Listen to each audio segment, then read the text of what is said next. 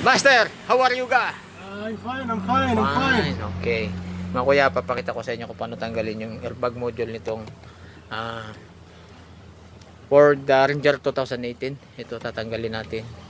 Pero hindi ko tatanggalin, ipapakita ko lang kung paano tanggalin ha. Ito po yan no. Itong plastic na to, cover sa ibabaw, naka-clips lang yan dyan. Sisikwatin mo lang siya pataas na ganun. At siya matatanggal na. Tapos ito naman sa ilalim, may tornilyo siya dyan. Ayan o. Ayan. Tapos kabila ganun din. At para matanggal mo naman yan, na hindi mo tinatanggal to,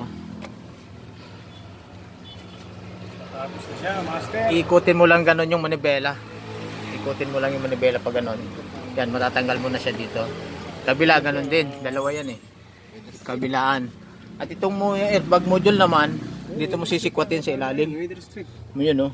May sikwatan siya dun sa ilalim oh. Yun. Makita. Dali. Yan. Yun. Sisikwatin mo lang siya doon sa ilalim. Yan.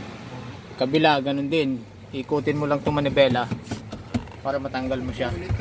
At sikwatin mo lang din doon para tatanggal mo na itong module na to sa ibabaw. Ayan o.